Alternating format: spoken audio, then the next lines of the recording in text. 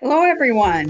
Thank you for joining us at World of Pets podcast.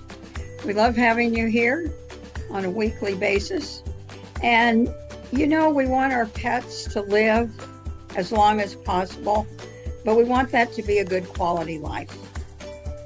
So to that end, we on this podcast explore all things about pets and animals so that we can have them around for a long time, but they are living a quality life. So again, thank you for joining us. Take it away, hosts. Tonight, that would be you. Yeah. Thank you, listeners, for coming to the podcast tonight. Our guest tonight is Sonya Shearer. Sonya's husband sadly has Lewy Body Dementia. And so tonight we're going to explore this dog Hazel help both of them through this journey, how Hazel became more than a service dog, and how also she became a quiet connection in their lives. So, we're going to talk about caregiving, we're going to talk about love and connection, and not just what the normal topics that you would think about with service dogs like training and tasks. So, Sonia, first of all, let us know what season of life you were in when Hazel joined your family. Hi, Debbie and David. Thank you so much for having me here tonight. So when we made this decision to get Hazel or to get a service dog, my husband was about a year, almost 2 years into a lot of craziness with his health, a lot of misdiagnosis, a lot of challenges. And one of the things that we realized very quickly is that in order for him to maintain some independence and still be able to do some things on his own without me hovering over him, the service dog would be one of our best bets. So we made the decision to consider getting a service dog, and that was quite an adventure. Absolutely. So you were moving into that. Yeah, I was just going to say, what was that process like? Because I hear a lot of people say when you get a service dog, officially a service dog, not just when you put a vest on and call your service dog. What's that process like? So for us, and the concern for my husband's longevity, as terrible as it sounds, one of the things I knew that we could not opt for is to get a puppy. I've raised Labradors my entire life, so I have a pretty good idea what their demeanor is. So I knew pretty quickly that I wanted to kind of stick in that area if I could. So I started reaching out to just different people, calling breeders. I knew the trainer at the local PetSmart. We were friends, and we just started having some conversation and looking around, and actually had 2 dogs prior to Hazel that we had commitments for, and the owners just could not disconnect. I had one lady that said, you can take the dog, but I need to make sure that I have visitation rights.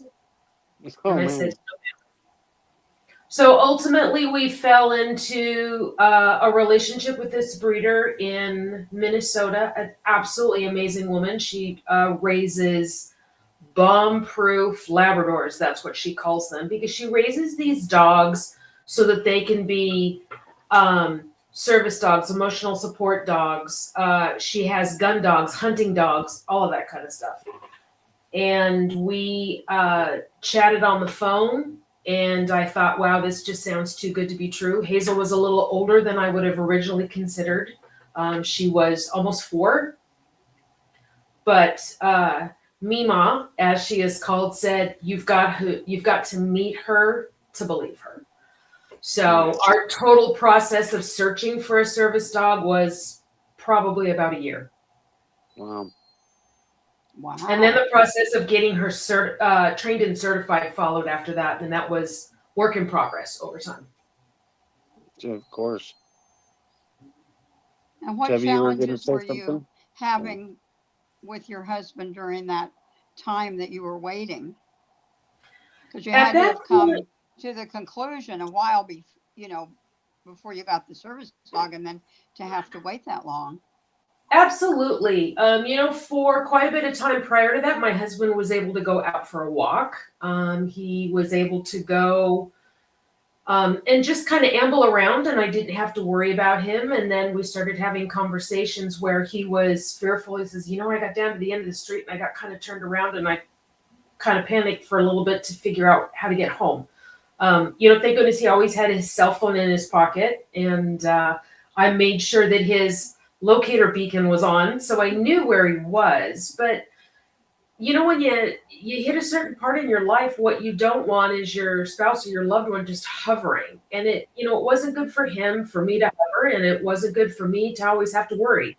So we figured with Hazel, it would help him with mobility, and probably most important, help him maintain a certain amount of independence. It allowed us to travel and him to get around and do all sorts of different things that he probably would not have been able to do comfortably for him or comfortably for me.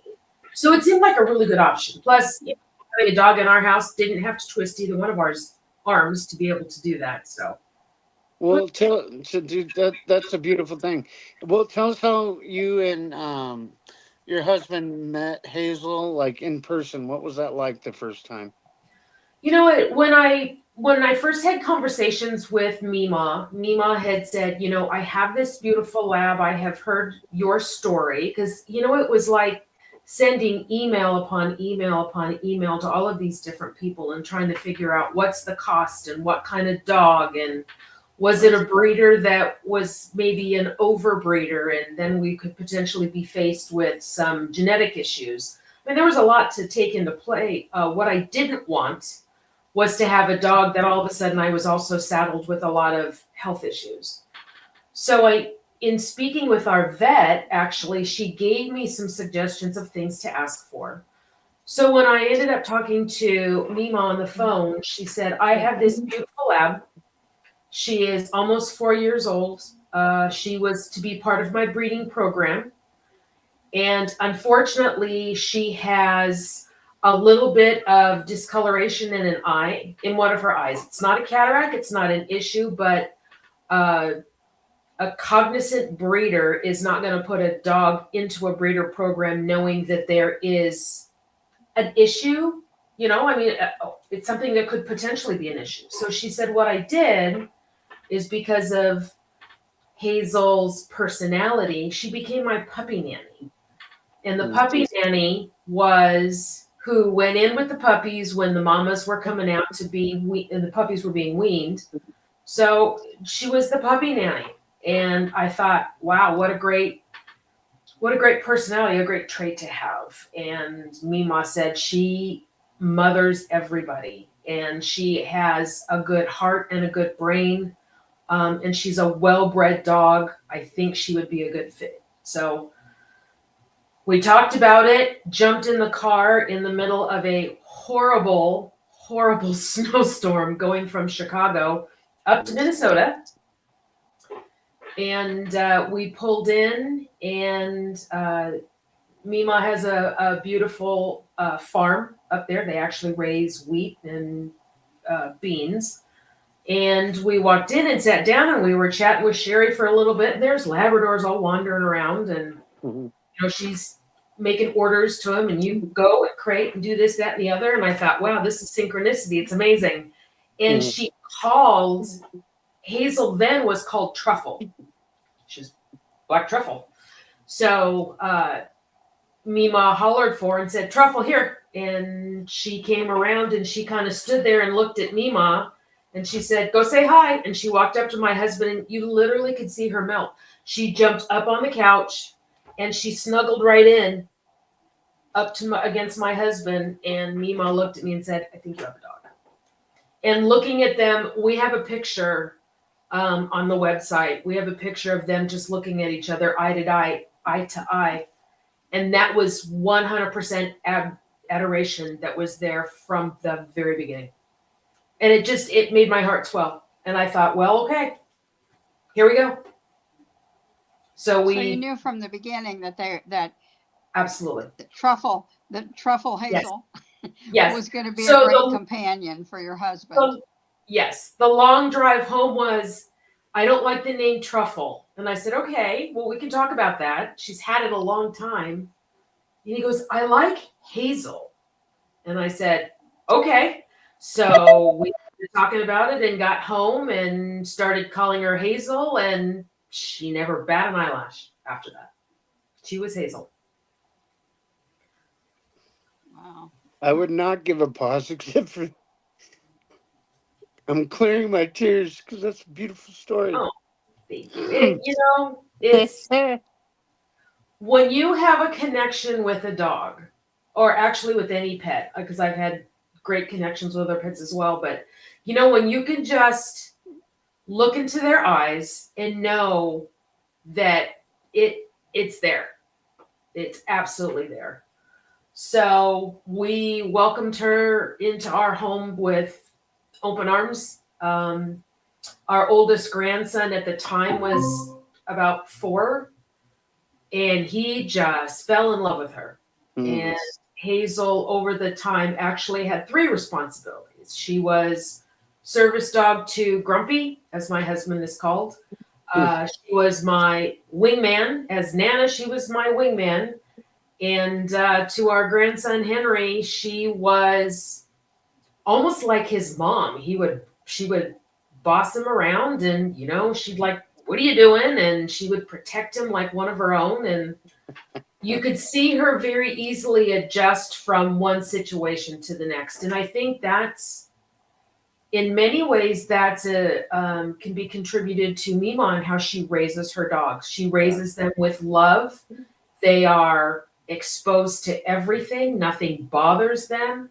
And I really think that's one of the best things that a service dog can have. It's not just teaching them to do this, that, and the other. They have to feel it. Right.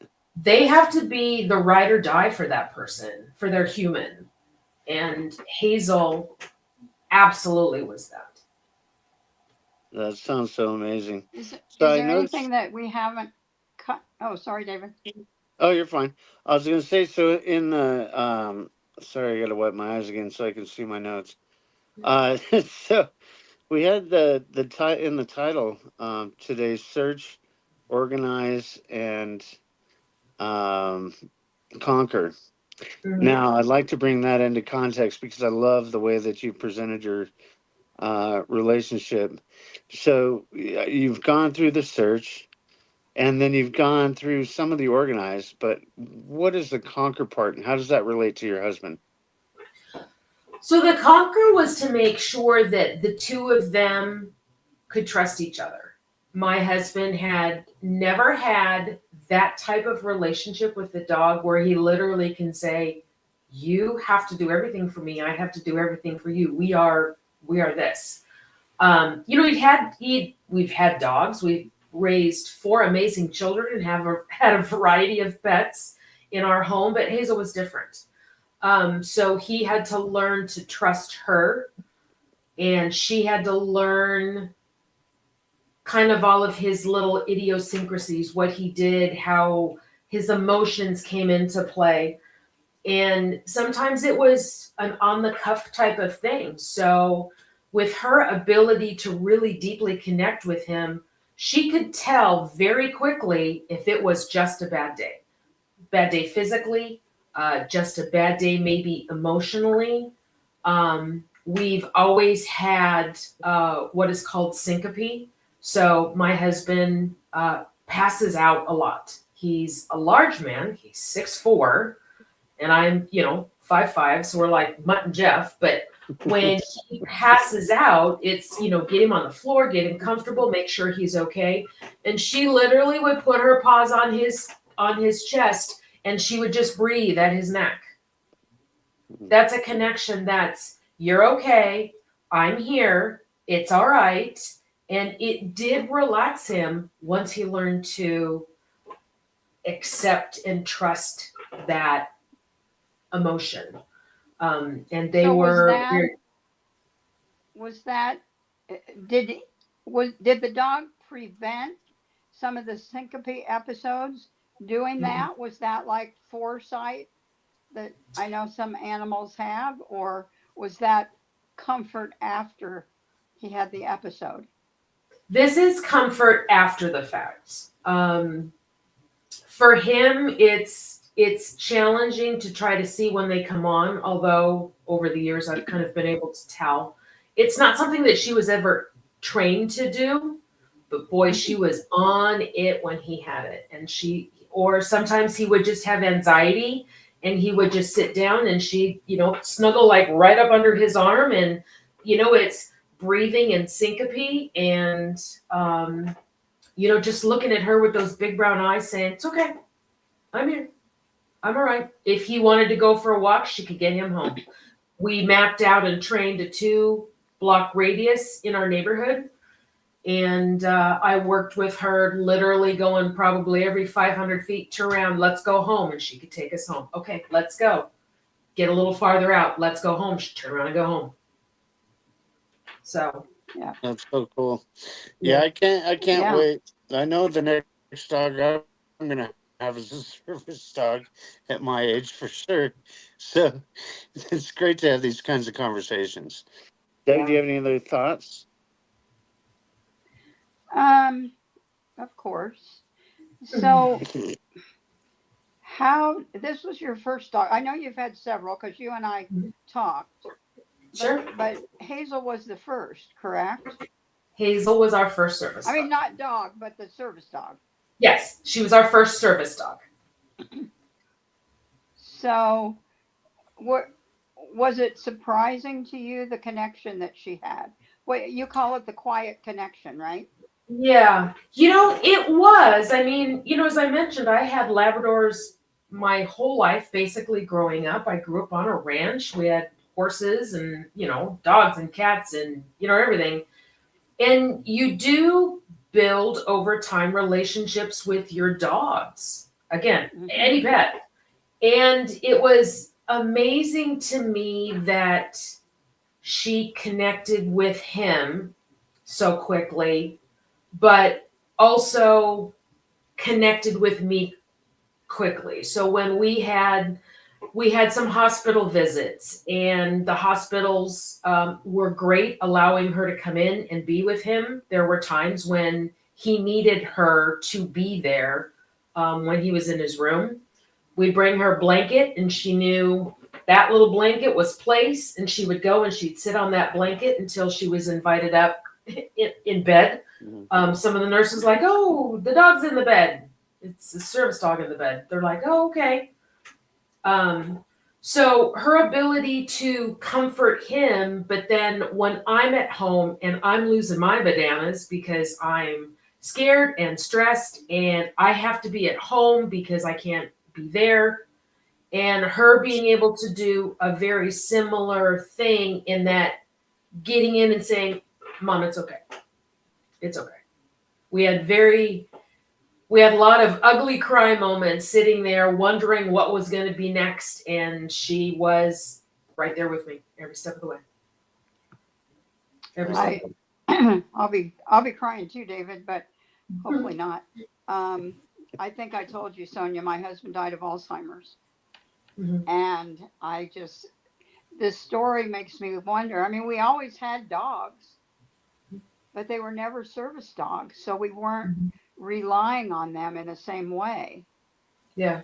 And I wish we would have thought, because I think so many people think the same way that I did, that like a service dog does certain things. And we've had several guests who had the one lady that was elderly and fell because of medical condition, and the dog would actually get in front of her so that she would fall on the dog instead of on the pavement. I mean, that kind of thing you just don't think of. Right. So Hazel was trained. Hazel was trained so that just my husband in his pure size and just the fulcrum of it, there's no way she was going to be able to stop him. But what we did train her to do is that if he did fall, and she would sit with him and comfort him, and then he could get to his hands and knees, and he could put his arm, and it's called brace. So he could rest his arm on her and try to get to something else to try to eventually get up like onto a chair to sit and then ultimately be able to stand up. She opened doors for him. She could get him home. She actually got in between him and I think it was a pit bull. Not that I have anything against pit bulls. I've met some beautiful pit bulls in my life, but this was unfortunately one that was not cared for well. And it shot out that door to go after my husband, and she blocked the dog. She took the hit for my husband. Lay down in front of him until somebody came to help him. So Yeah. she was going to do whatever she could for him. So, you know, and I'm sure you know, so to qualify as a service dog, you have to provide, the dog has to provide 3 specific things for the benefit of that person. And that's where we started with Hazel. So as he needed other things, we would train her to do it just because she was so open-minded and so happy to help and easy to train. She's very easy to train. What do you So think? what are the other two? What are the other 2 things? I'm sorry? I said, what are the other 2 things? Because you said you had to have 3 things. Right. So she could apply pressure on his chest when he was having a syncope moment to help regulate. And then also from an anxiety perspective, she could get him home. She could open doors for him. She would pick some things up for him. And she could maneuver him through a crowd like nobody's business. Mm. She actually went to we went to the Rock and Roll Hall of Fame, and we went to the Baseball Hall of Fame up in New York. Wow. And boy, she could maneuver him through anything. Like, wait for me. But yeah. So Very if cool. there are caregivers watching this, what would you want them to be aware of, or what words of wisdom do you have to share that other people might not think of, especially? I think for caregivers, a service dog can be a great option when done appropriately. But as you mentioned, when we see these animals being paraded through airports and restaurants and things like that with a, buy it on Amazon vest, that you just look at him and you think, what service is that dog provide? They're emotional support. Emotional support dogs are not in the same category for ADA as service dogs because they actually provide a service for that person. It's something to consider. It's expensive. I'll be very honest. It's expensive oftentimes to purchase the dog, and then it's very expensive to get the dog trained and certified, like $3,000, $4,000, $5,000. Right. And, if you can get one young enough that you can raise up and do your basic obedience and your CGC and all of that type of stuff, canine good citizen, all that, and then work with the trainer, that's another option to it as well. That's what we did. My husband was not open-minded at all to taking Hazel and going to a school in Wisconsin for a month. He said, I'm not going anywhere for a month. No. So we knew we had to go a different route. So you find the right trainer who knows how to do it and get it done. And that's what we did. Sounds good. I happened to have my first puppy was my training dog. Mm-hmm. He was my litter of one. And when I lost my eye, he was born blind and couldn't see out the other. But boy, did he service me for 16 years, man. Mm-hmm. And so there's a connection that happens between a man and animal that's just unimaginable sometimes. Right. And it's amazing to watch, and I love it. Yeah. When they're trained up with love and respect and they're exposed to a lot of things so that they are not fearful, when animals are assertive and aggressive. A lot of times it's based on fear or lack of knowledge. And when you can get animals that are raised up in a fashion that's conducive to that and is loving, you can have an amazing animal. The dog we have now is actually Hazel's great grandnephew. Sorry, I had to say that right. Great grandnephew on the genealogy chart. So Hazel's brother is my dog Moose's grandfather. And let me tell you, when he became available, I went, oh, take him. Yeah. So one last question, and then we'd like for you to give your final thoughts and also tell people where you can be reached and what you have that you're offering new. Yay. Offering new. I know I'm so excited. But how can people recognize quiet support when it shows up with their animals? You know, quiet support is pay attention and look into their eyes, and you're going to know if they're communicating. That's that quiet connection. And when they're looking at you going, you got to listen to that and go, oh, really? And they're like, no. So yeah, pay attention. Allow that to take place between the two of you, because most people, I think, look at it and go, it's just a pet. It can be, but it can be more as well. So we took that story, my husband and I were chatting one day, and I went down the rabbit hole and I came out with a book, and it's called Hazel the Wonder Dog. And this is the first of the Hazel and Friends stories. Excuse me. Because what this talks about is not only our journey with getting Hazel, but how Hazel established a relationship with my husband and his having dementia. And then it also includes a very nice young man named Hank.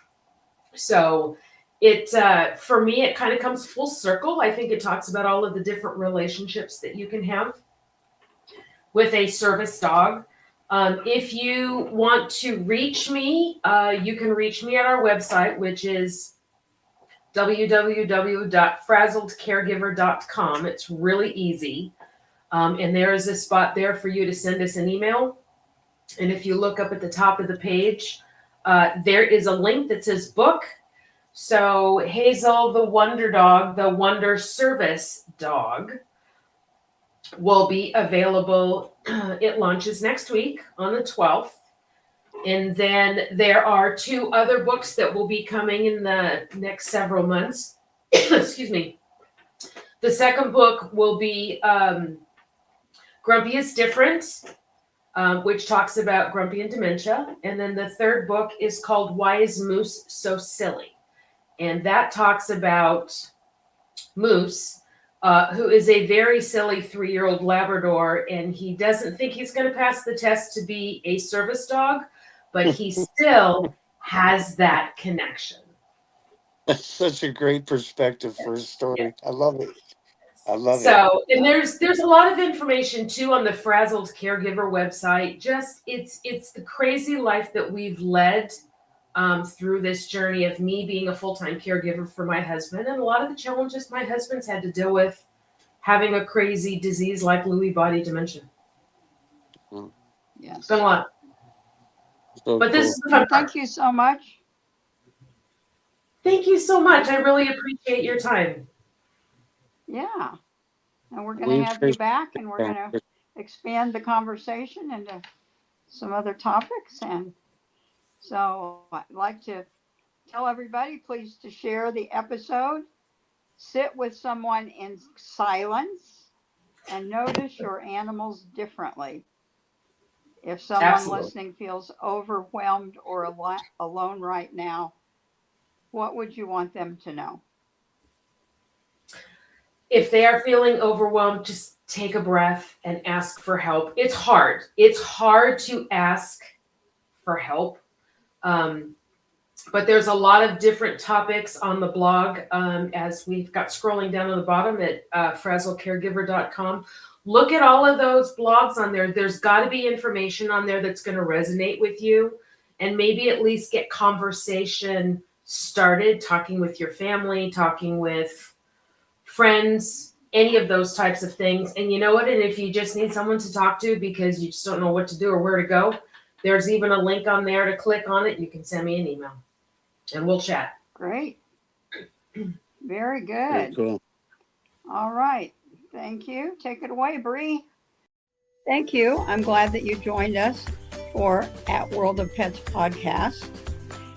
We would like for you to take a look at what our sponsors have to offer, and that sponsor is debspets.com. You can access it through the QR code, or you can just go to the website. So thank you for joining us, and hope to see you again next week.